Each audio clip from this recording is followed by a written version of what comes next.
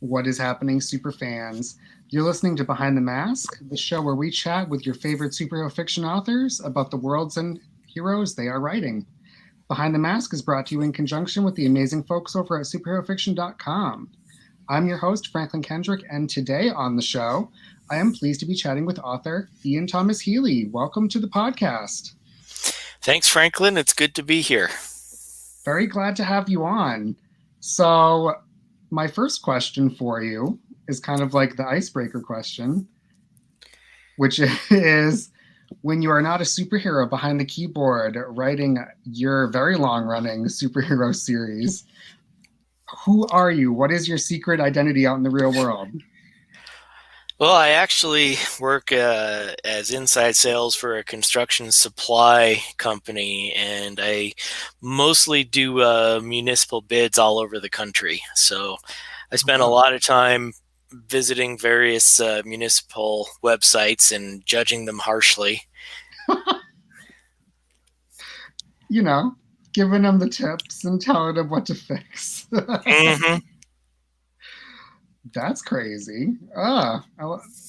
It's really fun, I think, to hear because there's a lot of people that are like, yeah, I'm a full-time writer, but then it's like I'm always curious to see what people do if they do writing as like a side thing, and then like how whether if or if not, like how drastic the day job is. And like some people are like, yeah, it really inspires my work, and other ones it's like, yeah, no, it has nothing to do with what I write.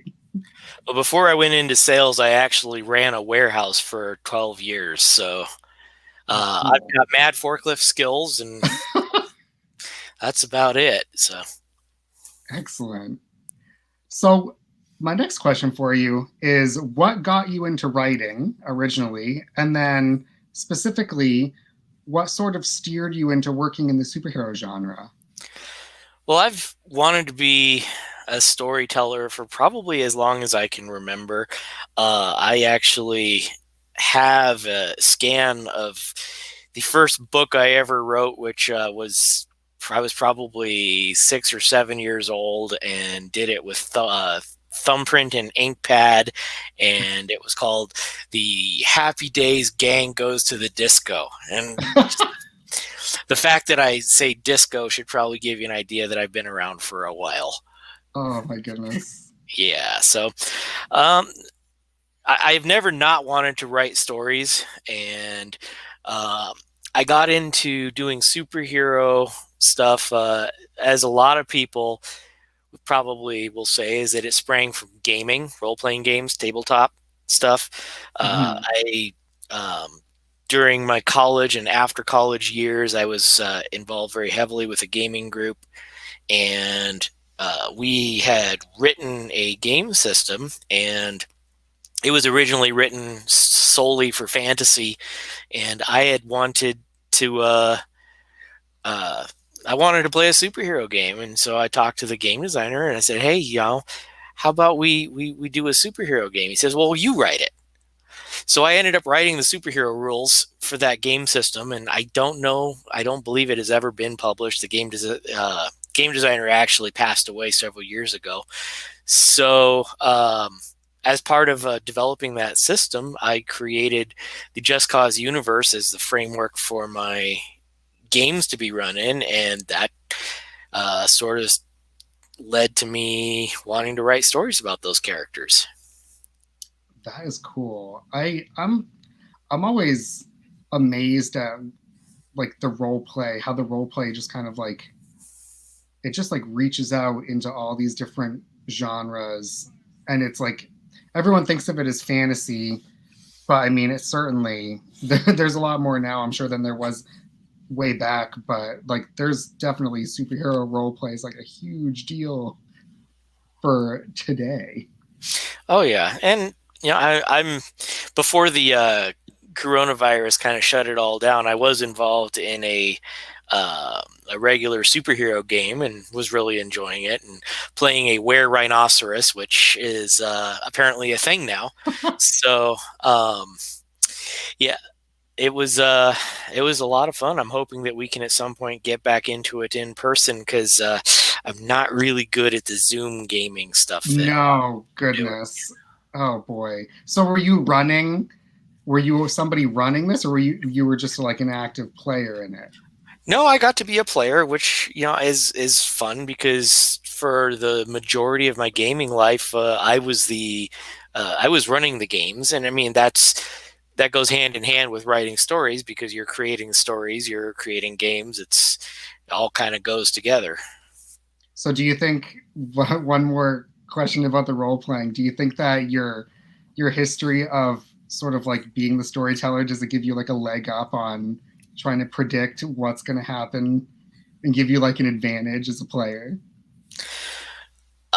Well, I think more than predicting what's going to happen because I mean, the typical game is going to be where the game master will devise these infernal plots and traps and everything, and the characters will blow through it in 15 minutes, and then they'll spend 3 hours of game time trying to figure out how to cross a river. Oh yeah, of course. So I don't know that being a game master gives you any kind of a leg up as a player because it's just you're using completely different um, you're approaching things and story from completely different directions. Coolness. So let me turn the spotlight onto your series, the Just Cause series. So could you give us sort of like an overview? I know it's like it's many books. I believe in your message you said you were working on book 20. I am indeed working on book 20. In fact, I just got my cover art this week, and I'm pretty excited about that. It's not ready to share yet, but I'm looking at probably an early winter 2021 release for the 20th book in the series, and it's kind of a it's a milestone. It's 20 books. That's a lot of word mileage. Yes. Um, the Just Cause universe is set ostensibly in our own world. I've had stories that went back as far as World War II up to basically present day. And I like to incorporate historical events into the series by thinking about how would the things have changed with the application of superpowers. Now, in the Just Cause universe, a lot of those things don't change a whole lot because it is what people would consider to be a fairly low power universe. I mean, there is no one in the JCU that is even close to like a Superman level power. Um, the linchpin character for 6 of the books, Mustang Sally, uh, is a super speedster, and she was one time able to break the speed of sound, and that was, I mean, sure, that's really fast for a human being, but in the scheme of you know characters like the Flash who can travel so fast they go back in time, it's a Yes. pretty low power game. It's a low power uh, universe for storytelling, and I think that adds a lot more depth because I can't have characters just magically solve stuff through the application of their great superpowers. They've got to deal with problems on a more practical level. I mean, they can be threatened by a couple of guys with automatic rifles. That's a serious threat to most characters in the Just Cause universe. Mhm. Definitely. It's like I'm thinking now of my own stuff where it's like, oh, your characters really are human beings first. So unless they are like crazy body of steel like Wolverine and with healing powers, it's like they could lose a limb or they could become paralyzed or like When I would talk with people at conventions, a lot of times people would tell me about, I had an idea for a superhero, and the first thing they'll do is tell me about the person's powers. mhm, And for me, powers are kind of the last thing I worry about, because I figure if a story is good for people without superpowers, and it passes muster from a plot standpoint, um, then the addition of superpowers is really just special effects. Mhm. The foundation of the story has to be something that could be done by basically normal people. Yes, and a lot of times, like popular heroes, it's like I mean, for everybody uses Spider-Man, but it's like one of the most like well done characters where their normal everyday persona is just as interesting as when he puts on a suit and like flies around. It's like you're still worried about him getting that picture to the Daily Bugle on time, or like making that money so he doesn't lose his apartment. And it's like, but you're also worried about him being like completely killed by like the Rhino like the next Mhm. second. So I think that I like that. It's like well-rounded sort of hero characters. Yeah, I like to explore a lot of different genres. I mean, outside of my superhero stuff, I've written books pretty much across the range of genres, and I enjoy taking those genres and exploring them through a superhero lens. I've got epic fantasy, I've got space opera, I've got um, murder mystery, political pot boiler. I mean, I like to go after all these things and inject superheroes into them and see how they shake out. So jumping off of that, since you have so many books in your series, and I read that they can be read sort of standalone. Is each one like a different flavor of like superhero genre mixed with something else, or is it just kind of like elements are sort of like put in as you want? Like you are they strictly like, oh, this one is the horror one, or like this one's the pot boiler one? They're I mean, the common thread is the superheroes, but I do like to get pretty deep into the different genres, and see, what can I do with them. I love westerns, for example. Oh yes. I wish westerns were a genre that could really, you know, draw sales, but um, I've managed to sneak western motif into at least a couple of the Just Cause books. Um, and as you said, they are designed to be standalone, because it can be very intimidating for somebody to look at a 20-book series and I have to read 20 books to catch up to what's new. Well, Mhm. no, you really don't, because yeah, there is an order you can read them in, and I do have subplots that carry over from book to book, but you're not going to pick up something like Deep Six or Tusks or Arena and not know what's going on because you haven't read previous books. Mhm.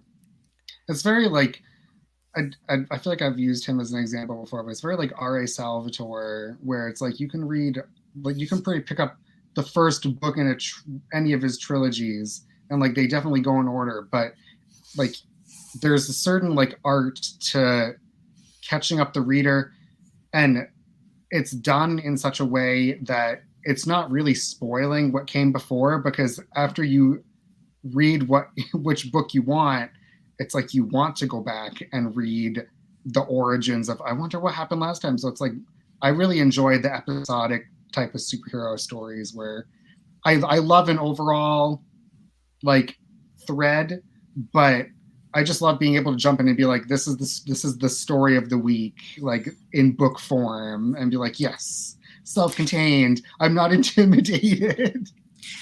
Yeah, I don't like books that end on cliffhangers, or movies or anything like that. I mean, unless it's something I know is part of a trilogy, like the Star Wars or something, Mhm. where it's gonna end on a cliffhanger, and you know that. But for me, if a book is a complete story, and it should be a complete story, if there's a cliffhanger there, I kind of feel like, well, why didn't you resolve this in this book, and then you can tell a different story in another book. Yes, absolutely.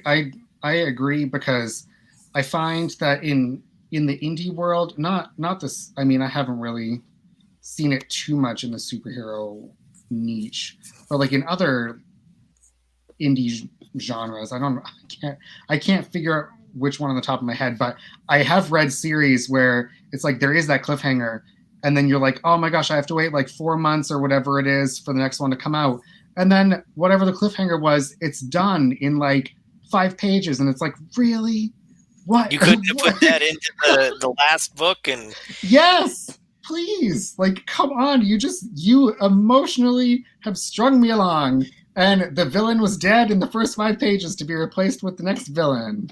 I mean, So I respect it. I respect the. I'm sorry. No, go ahead. The closest thing I've got to that is if for people who've read Arena. There's a kind of cliffhanger at the end, but it's not really a cliffhanger because if you never read a book after that, it's still an ending. Mm-hmm. Whereas the book I'm working on right now is called Destroyer of Earth, and it actually is an immediate follow-up to the events in the book Arena. So it's a complete story. It starts at a beginning, but without you don't have to have read Arena to understand the story that's going on in Destroyer of Earth. It helps. That's awesome. I like that. I like points of entry where you're not, because there is a thrill of, from a reader standpoint, of being, you're in on the whatever is current. And even in like the indie world, it's like you want to jump in and talk about something when it is out, when it is fresh. And like, yeah, there's forums for stuff where long running series of TV shows and movies and all that, but it's like you really want to be like, I want to talk about this most recent one, and it's I appreciate the like episodic nature of, with like the close end, but you can keep going. The story will continue onwards. Let me ask you my next question before I ramble on about all of this stuff. So you've already mentioned one of your heroes. Is how many? I guess how many heroes do you have in your universe, and what kind of powers do they have? Lots and all kinds of powers. As far as characters, I would consider like focal point characters. Mustang Sally it was always the original focal point for the Just Cause universe. 6 of the books in the series directly involve her and her actions. She's a super speedster. With a name like Mustang Sally, I expect. if you read the 6 books, which are Just Cause, the Archmage, I'm trying to remember my own books here, Champion, Castles, Tusks, and Arena, you see her growth from an 18-year-old rookie superhero all the way up to the point where she's the grizzled veteran of many conflicts, leading a team of her own, saving the world, that kind of thing. And she eventually retires to become the combat instructor at the Hero Academy, which is something that one of the other authors of the Just Cause books has delved into a lot more than I have. And I guess I should say at this point that I have another author, Adrian Delwo, who has written 2 books for the Just Cause universe with my blessing and published by my company, Local Hero Press. That's awesome. So she's writing about a class of characters at the Hero Academy, specifically about a young lady named Wild Wing, who has dragonfly wings. Mustang Sally's stories for me are passing the torch to a new character named La Capitania, who is she's first appears in the Neighborhood Watch as a 7th grader, with her and her team of neighborhood kids who have superpowers. And I'm working on plotting the 3rd book about her right now. Cool. Um, and then there's some other memorable characters. Jack Rabbit has appeared in a couple of books, and he's um, he is somewhere between Deadpool and Spider-Man as far as he's uh, just about self-aware that he's a character in a book, and he's the avatar of the God of Rabbits, which grants him the ability to jump real high and not much more than that. So I love I've, the tongue-in-cheek yeah, names. It's so like classic superhero. I've explored some peripheral characters like Lionheart, who appears briefly in some earlier books, gets his own full-length novel in *The Lion and the Five Deadly Serpents*. That's my martial arts kung fu cinema homage. Um, a character called the Ghost just was featured in the book *Soldiers of Fortune* as an immortal mercenary type who is going to come back in a later book. And I like to spread the love around. You know, there's a lot of characters, a lot of stories to be told in the universe, and I just hope I can get to all of them before I'm dead. That's always like the biggest problem for authors. It's like I have so many ideas and things I want to write. Like I just have to hopefully have the time to do the ones that I really want and hopefully a couple more. So what about the villains of your universe? Is there multiple villains for each hero, or is there an overall evil organization or something? Uh, yes and yes. There's villains are kind of an odd um, trope in superheroes, and when you consider what superheroes are able to do, um, to me, a supervillain is a very odd idea because what do they really want to accomplish? I mean, Mm-hmm. there's the old standby trope of, well, I want to take over the world. Who wants the entire world? What are you going to do with it? I mean, think of the paperwork. The Yes. administrative costs. I mean, you wouldn't get to do anything. So I do have some supervillains in the Just Cause universe. Having said that, um, and probably the primary villain that's been around since the '70s is a fellow called Destroyer, who made his debut in *Day of the Destroyer* as a 13-year-old psychopath, and he has aged like I have, and we're both basically Scooby-Doo villain old now. And the catchphrase for me for the book I'm working on now has been you either die a villain or live long enough to see yourself become the hero, and that's kind of where he is in his life now.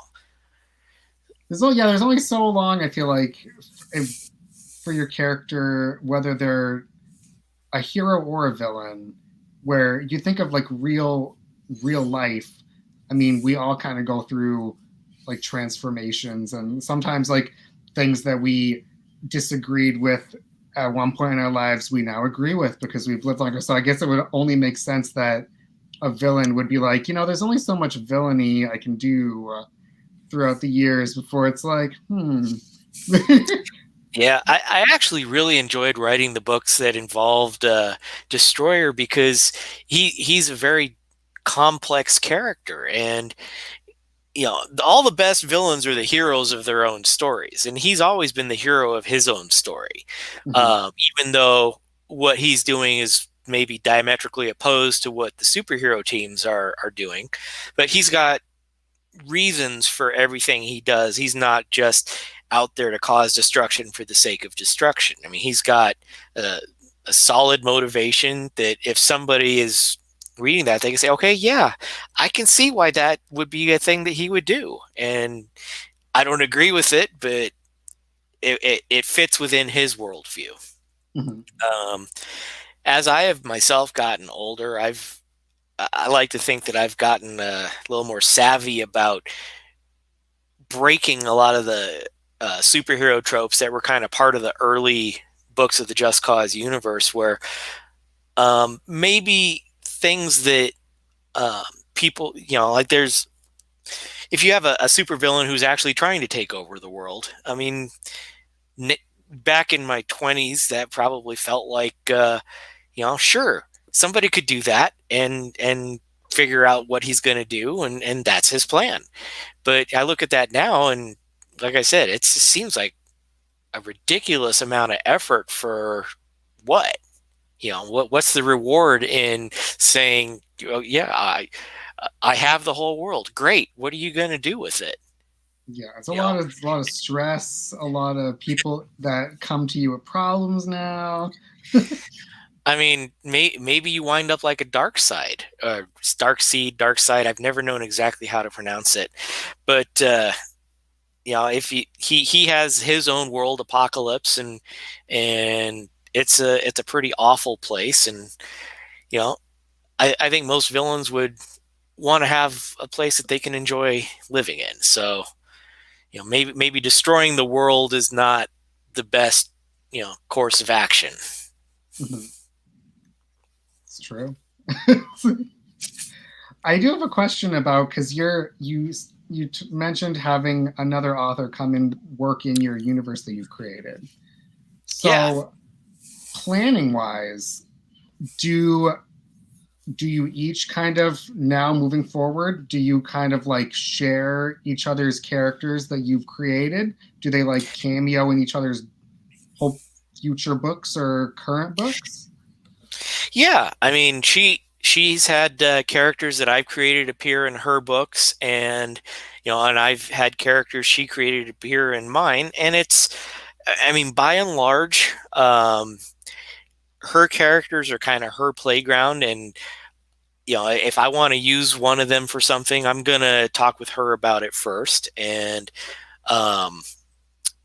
make sure that I'm not going against something she has planned for one of those characters, because although it is part of the Just Cause universe, I want to give her as much free reign to develop her own characters and stories in that, because it's a big world and there's a lot of stories to tell. That said, I am for NaNoWriMo this year, I'm going to be working on a project that involves one of her peripheral characters that I'm pretty excited about. Oh, awesome. So I'm not going to talk about that very much yet, because it's still very much in the planning stages. So. Oh yes, I'm always amazed at, like, sometimes I haven't co-written any books with anybody, but I almost did for like a hot minute, and then we were both like, we don't have the time to devote to this. But like, just having like preliminary talks with one of my friends who is also a writer, like some of the ideas that she gave me after I like said, like, here's what I want to do, I was like, I would have never thought of this. I would have never thought of this character either. And I'm like, I want to take all of this. So it's going to be invigorating as a creative person to sort of like, you've worked with it for so long on your own, and then to be like, it's kind of like an injection of like a new perspective. Yeah, having someone who's invested in the same setting that you are, who you can bounce ideas off, it's so valuable. And for many years, I had a really tight knit group of beta readers, and I'm still hopeful that someday one of them will come to me and say, hey, I'd really like to write a Just Cause book. And it's not the kind of thing I'm liable to turn down, as long as it's somebody who knows how to write a story. Mm-hmm. I'm certainly open to entertaining ideas like that. Very cool. I mean, it's my sandbox, but lots of people are welcome to come and play in it.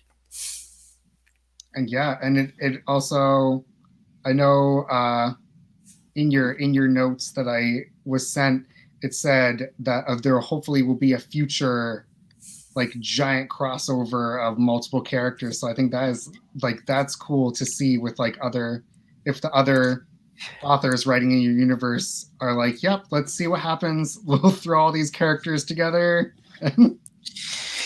Yeah, that one, that book is probably going to be, I'm thinking like number 25 in the series, and um, it's gonna be a chore to plot because it it'll be the first time I really delve into like the cosmic level powers in the Just Cause universe, and I haven't done that before because I wanted to keep it more grounded in reality.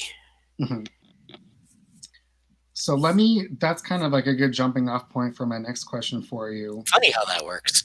which is, uh, well, I guess you kind of already answered part of the world that your characters live in, but I guess I'll kind of like morph the next two questions together. So you say you will hopefully be bringing in like cosmic stuff that will be kind of like a departure, but what is the world that obviously there's like some alternate history, um, but what kind of things like inspire your world that you've created? What kind of things do you draw from to like get inspiration? Well, I really, there's always current events or history. I've and the different genres, of course, which I love to explore. Um, as I said, I love westerns. I love the old west. I live in Colorado, so it's a big part of who we are out here, and I've gotten to do a little bit of the timey wimey stuff and send characters back in time to the you know um, late 1800s and have to make their way across the country when they don't have GPS or cell phones or anything like that. So um, you know that's really inspiring to me. This just the depth and breadth of history that is out there to explore. I'll see an article about something and find it, and I'll just fall into the rabbit hole of research and learning about things like the uh, attempted assassination that happened on the floor of the Hall of Representatives by Cuban nationals. I didn't know Mhm. that was a thing until I'd um, run across an article about it, and I really dug into it. I was like, this would be a great superhero story, set during the I want to say it was the 50s. I'd have to go back and look at my notes, but um, you know, any type of historical event can be inspiring for me. Whether it's the New York City blackout of '77, which is the setting for Day of the Destroyer, or mentioning 9/11, which is one of the pivotal events in the Just Cause universe that affects the team forever because the original Just Cause team was based in one of the World Trade Center towers. Oh wow. So um, anything I can do to inject more realism into these books is it's something I love to do, and so anything I find can be inspiring. I didn't know lit RPG was a thing. Um, Oh yeah. I, Well, I I that's relatively new-ish for a genre. I was next to a fellow at a convention at a booth, and he was a big lit RPG author, and we talked about what it is and what it entails. And it occurred to me that I've got a character that would fit perfectly into a setting like this, and that turned into the book The Path about my superpowered hacker Beneath a Bot. So. Um, that there's a lit RPG in the Just Cause universe, and Oh, that's knowing cool. about a genre that I hadn't known about before became a sort of a lightning rod of inspiration. That's awesome how it's like it really is, and I've talked about it with other superhero authors where the genre is it just lends itself so well to just you can do almost anything with it.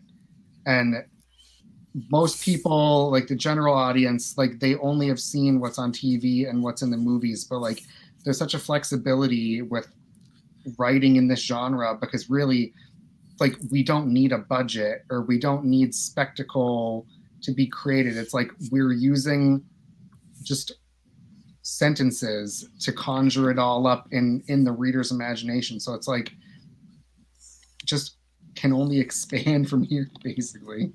Yeah, we don't need to see Batman's parents get killed for, yet again. No, for Everybody the knows 100th that's time. And they've all been done with varying levels of success. So, yeah, I'm with you on that one. It's like, please, no more origins of the same exact character. If it's an origin of a completely new character, like, then I'm all for it. But I do not need to see Superman crash to Earth again. Uncle Ben get gunned down in the street. Yeah, Oh we my don't gosh, need yeah. that anymore. No, we're Let's learn something new. yeah, this is what leads us as writers to be like, I'm gonna make my own origin and do something But totally different. I'm gonna create a better superhero universe, but with blackjack and hookers. Well, underserved audience, they are all out there.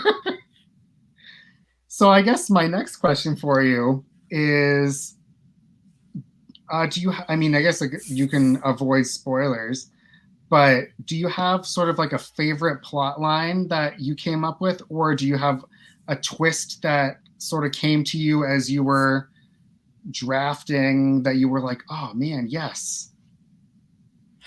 Well, I think I look back across all the books in the JCU, and Castles is one of the ones I'm especially proud of. Um, I think it's plotted very tightly, and it's got the kind of tension that you want from a thriller. It's got the kind of overtones that people who've seen Captain America and the Winter Soldier, they would relate to that. They would see, okay, there's a deep conspiracy here, and so I've really enjoyed plotting that. Day of the Destroyer is probably the tightest book I've plotted because it's got four distinct storylines with four distinct characters.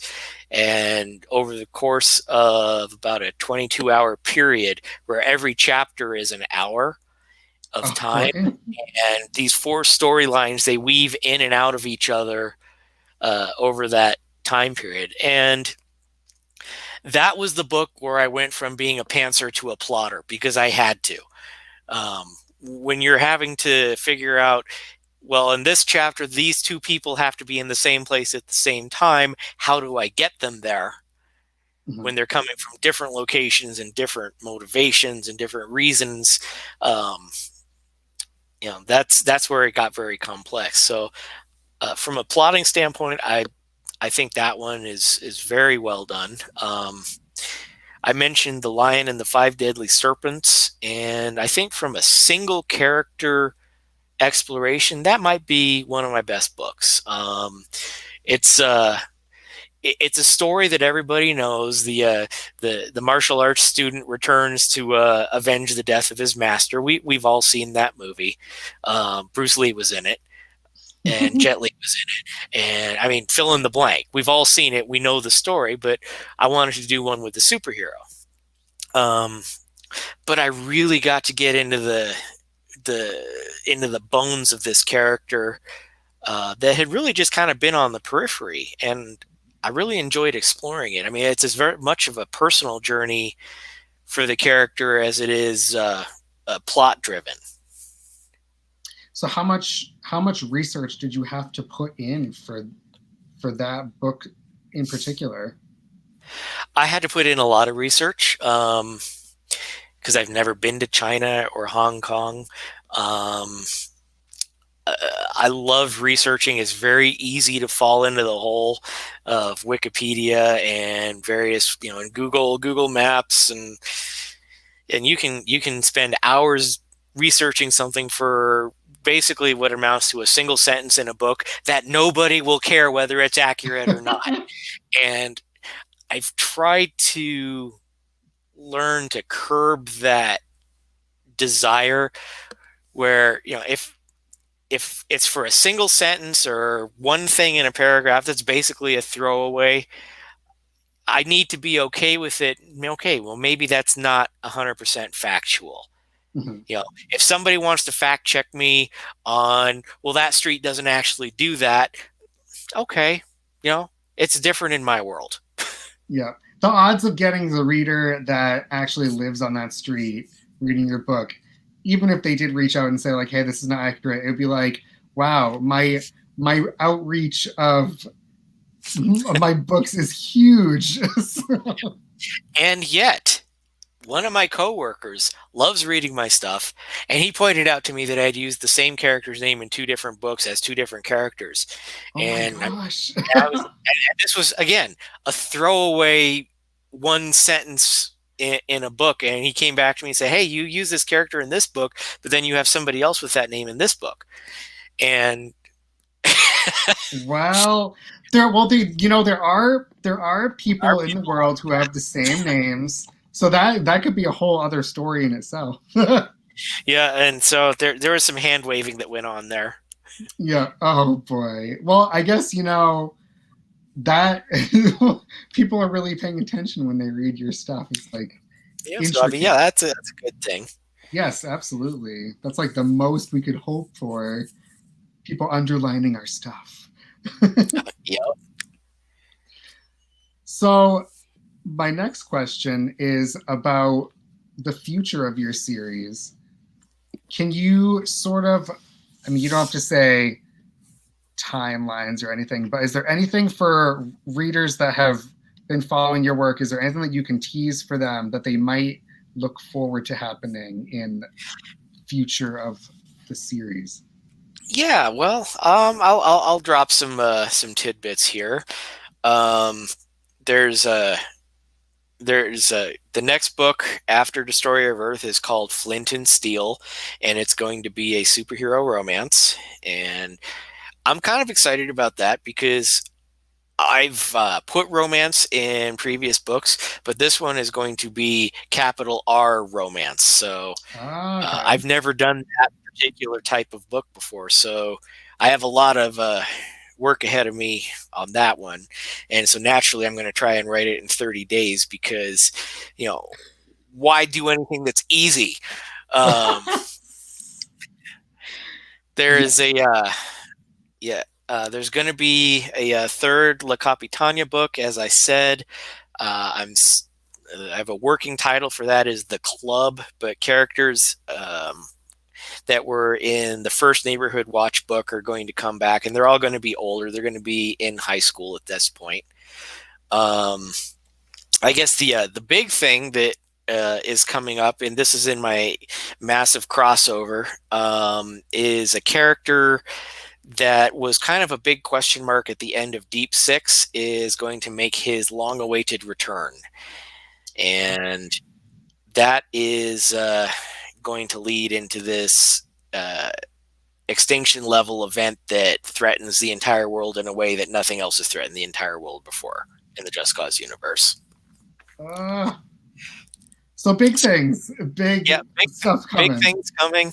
Um, Along the same stretch, I have some very small stories that I want to explore. You know, I'd love to tell another book about Jackrabbit. And although the first Jackrabbit book has some fairly epic scope to it, the second one was about him taking his best friend to Japan for his bachelor party.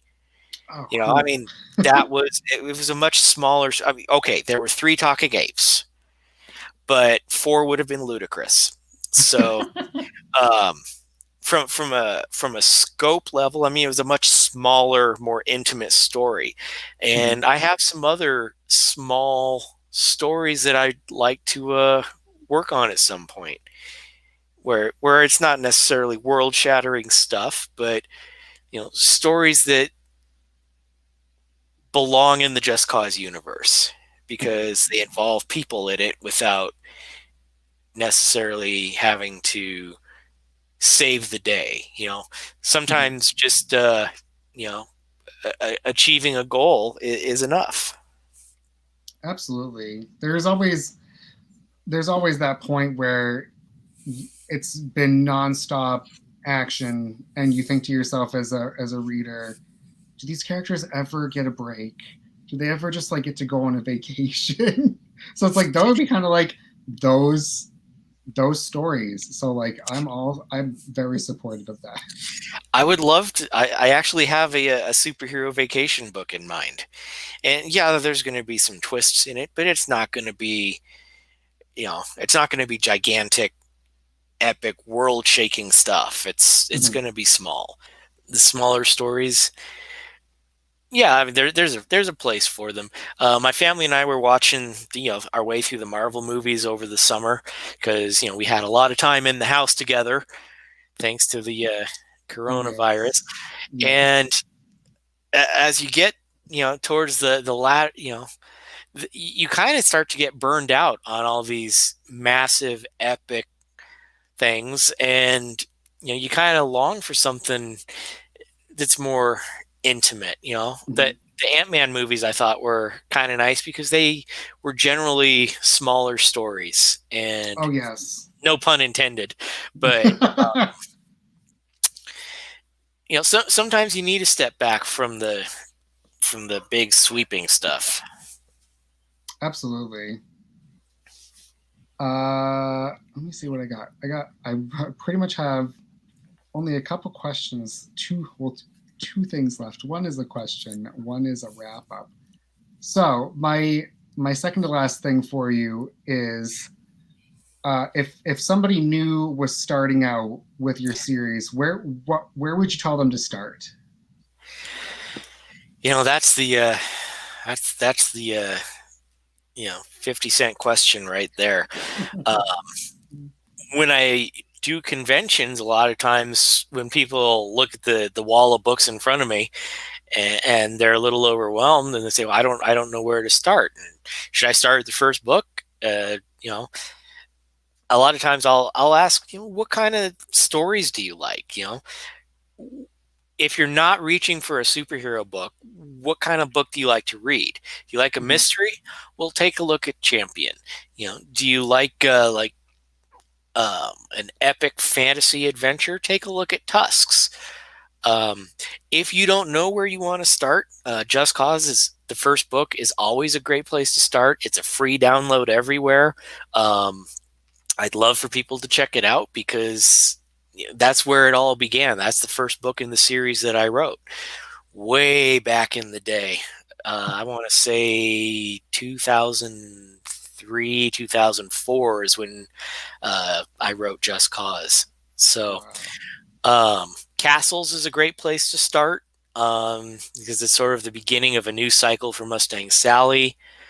Um, Neighborhood Watch is a great place for younger readers to start. I'd been doing cons for a couple years, and there's a lot of kids at cons, and I disappointed a lot of parents by not having anything on the table that was really suitable for more like a middle grade level reader. So Mhm. I wrote Neighborhood Watch with the intent to suck those kids into the Just Cause universe, and then have them come back a year later and read Cinco de Mayo, which uh, goes a lot more into current events and politics and police violence and race relations and things like that, and you know, real world issues that affect everybody today. But it's important, especially for kids, to see what's going on too. Absolutely.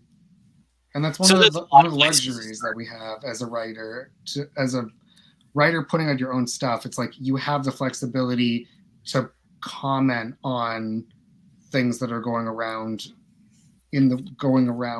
the world, going on around the world.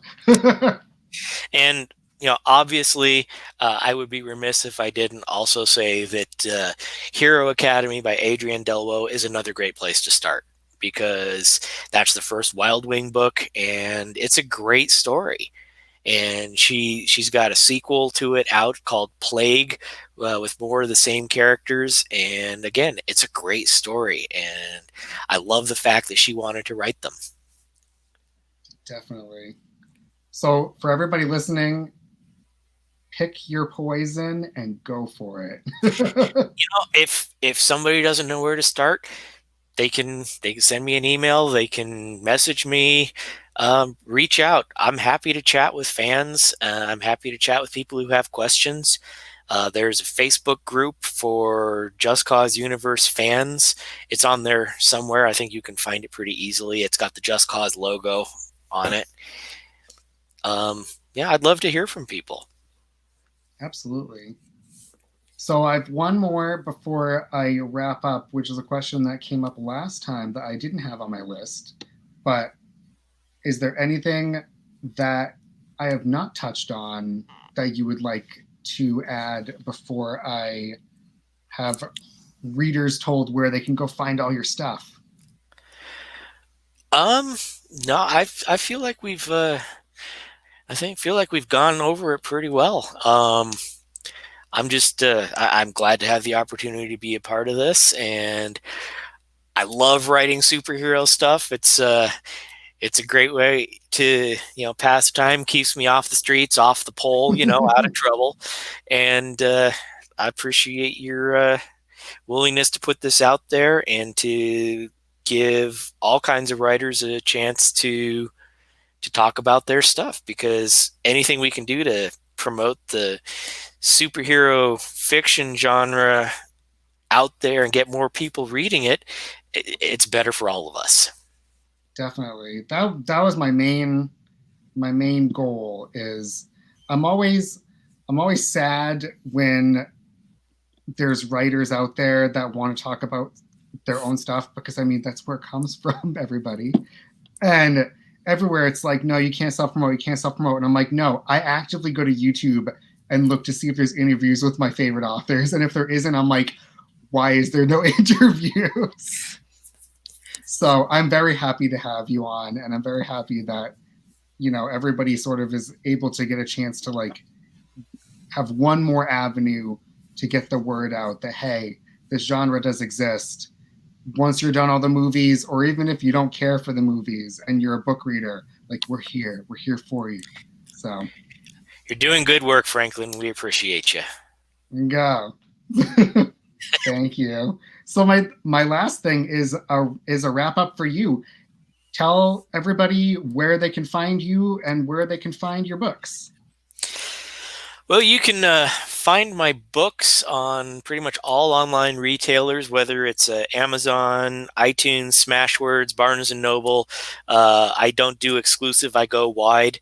Most of them are available in audio as well, from Audible or iTunes.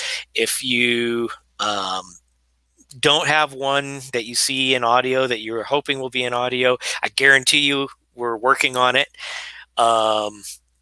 As far as finding me, I've got a Facebook page, author Ian Thomas Healy. I don't do a whole lot with it except retweeting stuff from Local Hero Press, which is my publisher. Local Hero Press has a page, and probably the best way to reach me is just through my regular website, which is enthealy.com. Excellent. So there you have it, everybody. You know where to go. Now it's up to you. So I will wrap this one up. It's been a blast chatting, and I want to thank you just again for being on and taking the time. I really, really appreciate it. Thanks, Franklin. Bye, everybody. So I will wrap this one up for everybody listening, that if you want to let you know, if you like this podcast, whether you're listening on iTunes, your favorite podcast place, or on YouTube, please make sure you subscribe so you don't miss out on future episodes. Make sure you give us a like and comment. Let us know what you enjoyed. If you talk about spoilers in the comments, I will just ask, please flag them somehow so that anybody who hasn't read the particular book can scroll on by. As always, I just want to thank you all for tuning in. I appreciate you all, whether you're new or old to the podcast, and I will see you all next time.